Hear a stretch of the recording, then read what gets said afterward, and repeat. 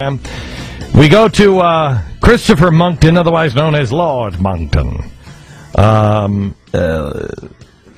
I call him Christopher? Or do I have to call him Lord? I can't remember what we decided last time we spoke. Lord Monckton, how are you, sir? I am fine. Are you on one knee and wearing white gloves and touching your forelock? Of course I am, my liege. In that case, you may carry on, sir.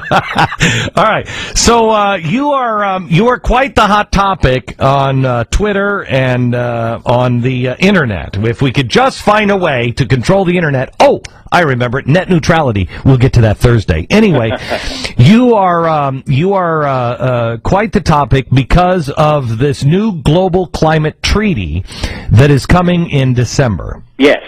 Tell me about it. This is the conference of the states parties to the United Nations Framework Convention on Climate Change, which is a hell of a mouthful, I know. But this has been in the planning for 2 years, ever since the same conference met in Bali. They always meet somewhere nice. This time it's going to be Copenhagen. Mm-hmm. And at Bali it was planned that as soon as they had got George Bush out of the way, they would push through a climate treaty which would involve the vast transfer of wealth from the West to poorer countries in the name of what is called reparations for climate debt.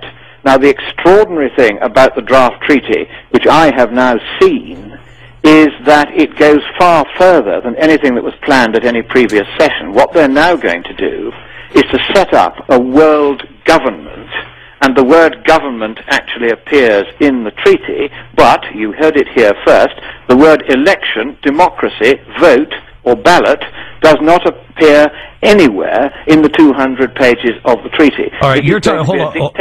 Hold on just a second. You're talking about paragraph 36 and 38, from what I understand. That's absolutely right. Tell me, the word government appears in there. Do you have it in front of you? I don't have it in front of me, but I can remember it quite well. All right, of course. And what it says is this: there will be a new, vast, interlocking bureaucratic entity created at huge expense to you and me, and that bureaucratic entity will have three purposes, the first of which is stated to be government.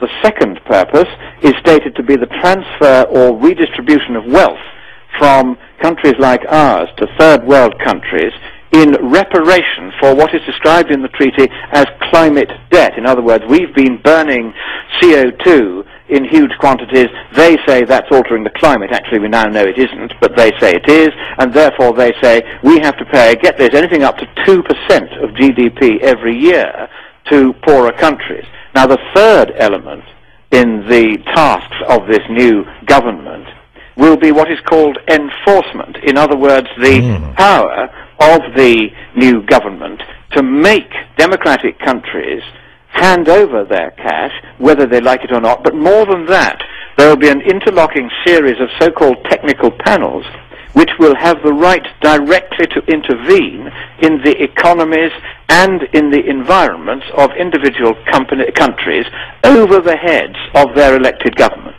So what we are talking about is a fledgling world government, and because it's not elected, it's essentially a communist world government.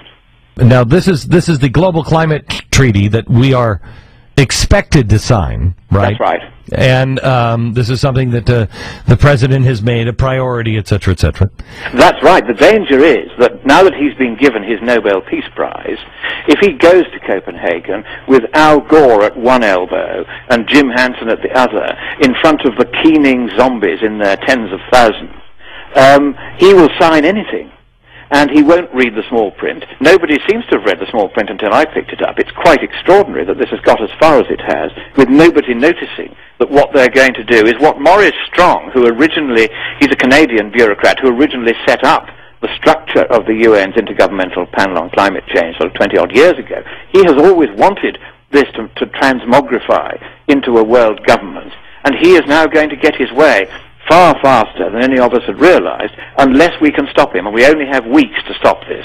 Well, I do know that if you look at the transnationalism and the transnationalists that the New York Times has denied that that Barack Obama is surrounding himself with, this is the direction they're going. Now, here's the concern. Yeah. The concern is that President Obama would sign this, and then it would be ratified by Congress.